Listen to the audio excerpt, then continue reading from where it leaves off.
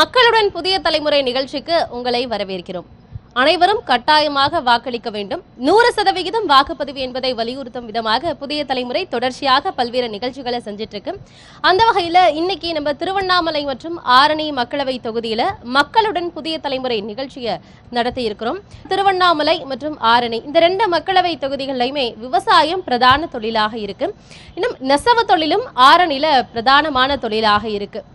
அதே போல இன்னும் பல்வேறு தொழிலாளர்கள் இங்க இருக்கக்கூடிய தொழிலாளர்கள் வேறு மாநிலங்களுக்கு வேறு மாவட்டங்களுக்கு தான் பணிபுரியறதுக்காக போகக்கூடிய ஒரு நிலையம் இருக்கு. என்ன காரணம் அதற்கு என்பது குறித்துலாம் இங்க இருக்க மக்கள் கிட்ட நம்ம நேரடியா பேசலாம். முதல்ல இந்த பக்கத்துல இருந்து நான் தொடங்குறேன். திருவண்ணாமலை மற்றும் ஆரணி மக்களவை தொகுதி அதோடைய வரலாறு குறித்து சொல்லுங்க. எந்த அளவுக்கு வளர்ச்சி அடைஞ்சிருக்குன்னு நினைக்கிறீங்க இந்த 2 மக்களவை தொகுதியும்? வணக்கம்.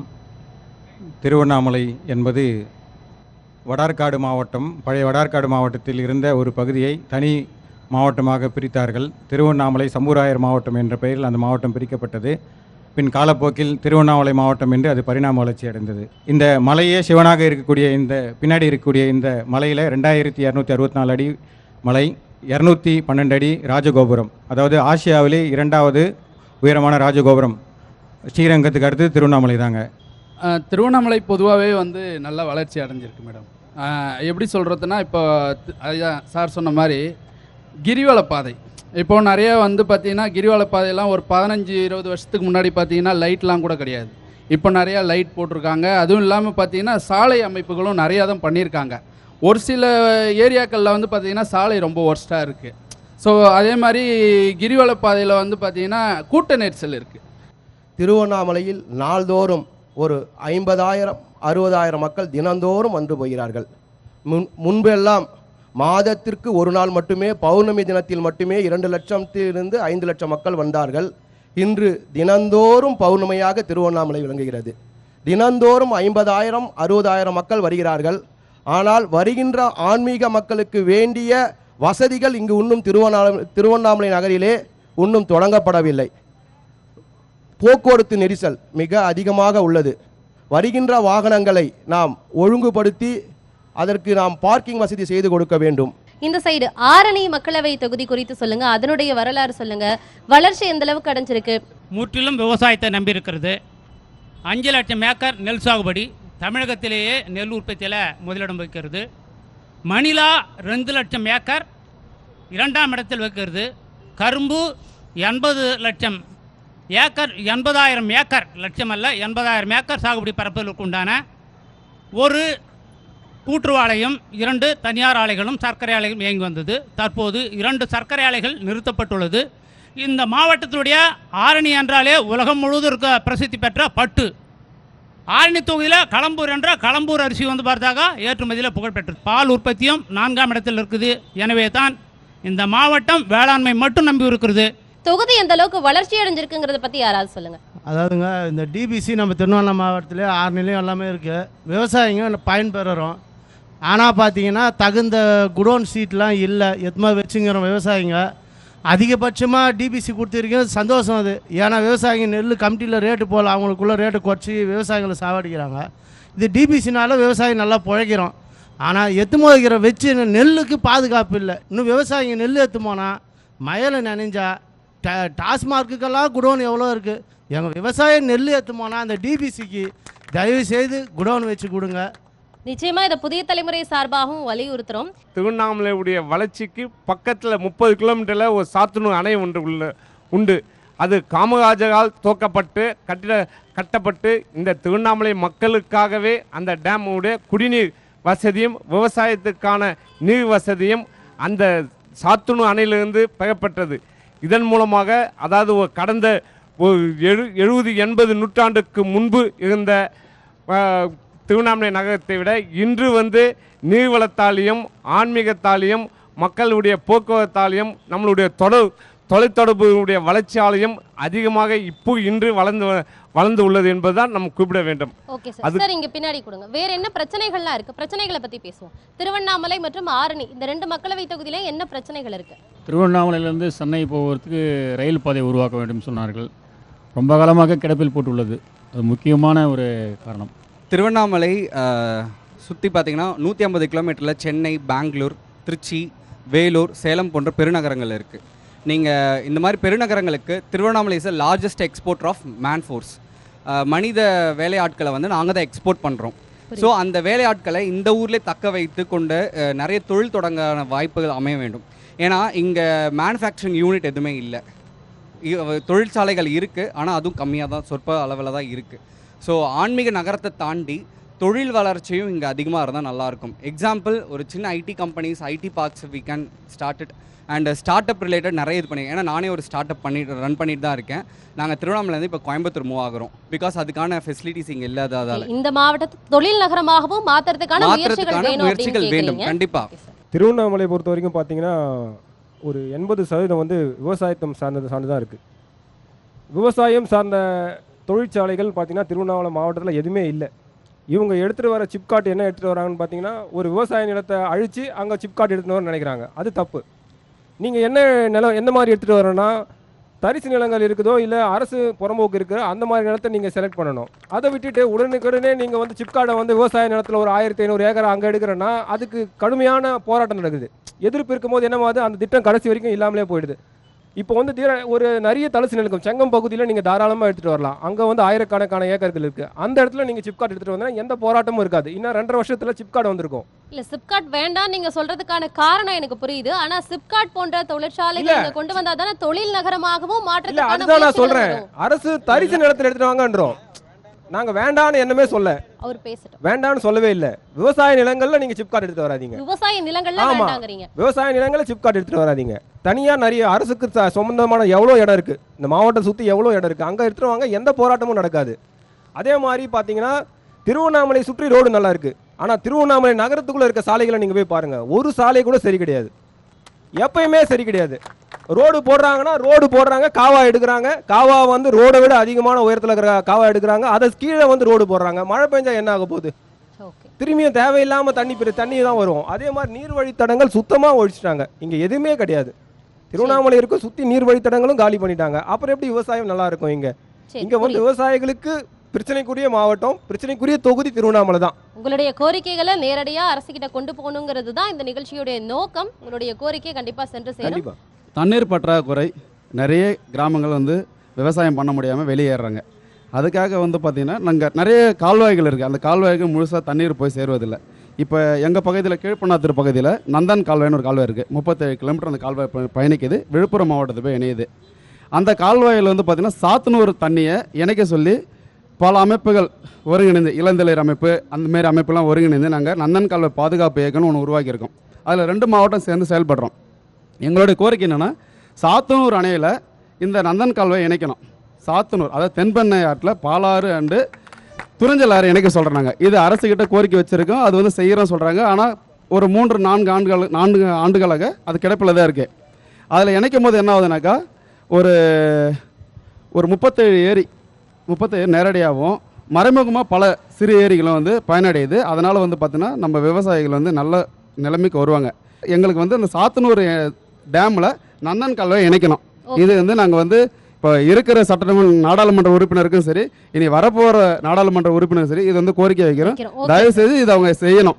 ஓகே, நாம் இங்கே வந்திருக்கிற எல்லாருமே 100% வாக்கு செலுத்தணும். நம்ம வீட்டில் இருக்கிறவங்க, நம்ம சுற்றி இருக்கிறவங்க கூட சொல்லி 100% வாக்கு செலுத்துறதுக்கு நம்ம முயற்சி செய்வோம். திருவண்ணாமலையை பொறுத்தவரையிலையும் ஆன்மீக தளத்தை அடுத்தபடியாக பார்த்தீங்கன்னாக்கா விவசாயம்தான். விவசாயத்துக்கு நாங்கள் விளைவிச்சு அது எப்படி விளைவிக்கிறோன்றது ஆல்மோஸ்ட் இங்கே இருக்கிற எல்லாருக்குமே தெரியும். நாங்கள் அவ்வளோ கஷ்டப்பட்டு எடுத்துன்னு போயிட்டு அதை நாங்கள் கவர்மெண்ட்டுக்கு கொடுத்துட்றோம், பணத்துக்கு கொடுத்துட்றோம். கொடுத்தாலும் அதை பாதுகாக்கிறதுக்கு வேண்டியான குடோன் கிடையாது, சுத்தமாக கிடையாது. ஒயின் ஷாப்புக்கு கட்டுறான், குடோன் கட்டுறான். ஒயின் ஷாப்புக்கு ஊருக்கு கட்டுறான், கடை கட்டுறான்.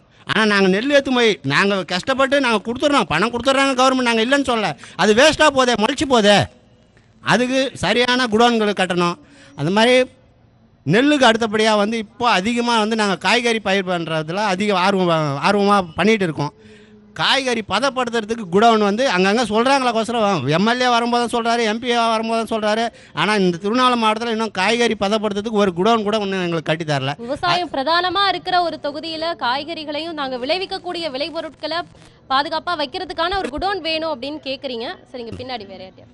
செங்கம் தாலுக்கா மேடம், மத்திய மாநில பண்ணை அது வந்து மூடப்பட்டு ஒரு 30 ஆண்டுகளாக மூடப்பட்டிருக்கு.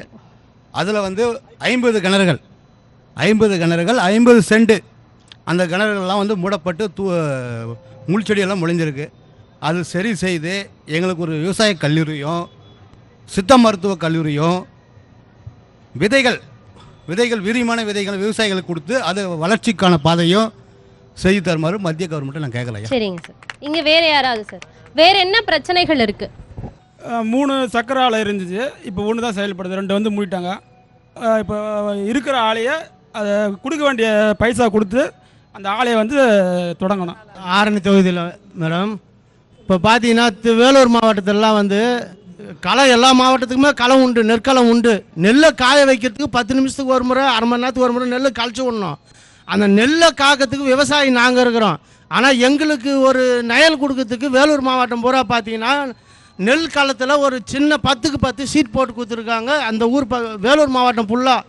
பக்கத்து மாவட்டத்தில் நடக்குது. எங்க மாவட்டத்துக்கு இதுவரையிலும் எந்த ஒரு களத்திலையும் ஒரு 10க்கு 10 சீட்டு போட்டதா குடோனே கிடையாதுங்க மேடம். நான் வேணா ஆதாரத்தோடு இருக்குது, செல்ஃபோனில் எடுத்துன்னு வந்திருக்கேன், நேற்று கூட போயிட்டு எடுத்துன்னு வந்திருக்கேன். வேலூர் மாவட்டம் காட்பாடிலாம் பார்த்தீங்கன்னாக்கா ஒரு களத்துலேயும் 10க்கு 10 சீட்டு போட்டிருக்காங்க. ஏன்னா நெல்லை காய வைக்க, நெல்லை பாதுகாக்க நான் விவசாயிக்கிறோம். ஆனால் எங்கள் விவசாய பாதுகாக்க ஒரு தகர சீட்டு கூட இல்லை மேடம் இந்த மாவட்டத்தில். அதனால் இப்போ வர ஆரணி தொகுதி எம்பி அவர்கள் நல்லபடியாக இந்த மாவட்டமே ஒரு தொகுதி இல்லைங்க, நம்ம மாவட்டம் ஃபுல்லாகவே ஆரணி தொகுதின்னு ஒதுக்கிறாதீங்க. நம்மளும் மக்கள் தான், திருவண்ணாமலை வாயிரவங்களும் மக்கள். திருவண்ணாமலை மாவட்டம் விவசாயிகள் அனைவருக்குமே ஏற்கனவே கட்டி கொடுத்த களத்திலேயாவது ஒரு சீட்டு போட்டு கொடுத்தா நல்லா இருக்கும் மேடம். Okay sir. திருவண்ணாமலை மாவட்டம் வந்து கல்வியில் வந்து ரொம்ப பின்தங்கிய மாவட்டமாக இருக்கிறது காரணமே வந்து இங்கே விவசாய அவங்களோட பேரண்ட் பார்த்தீங்கன்னா விவசாயிகளாக இருப்பாங்க, இல்லைனா வந்து நடுத்தர மக்கள் வந்து வேலை தேடி வெளியூர் போயிருக்காங்க. அந்த பசங்க வந்து படிக்கிறது வந்து ரொம்ப கம்மியாகுது. வீட்டில் வந்து பேரண்ட் இருந்தால் தான் எல்லா பசங்களுமே படிப்பாங்க. ஆனால் பேரண்ட் இல்லாதனால நிறைய பசங்க படிக்கிறது வந்து கம்மியாகுது.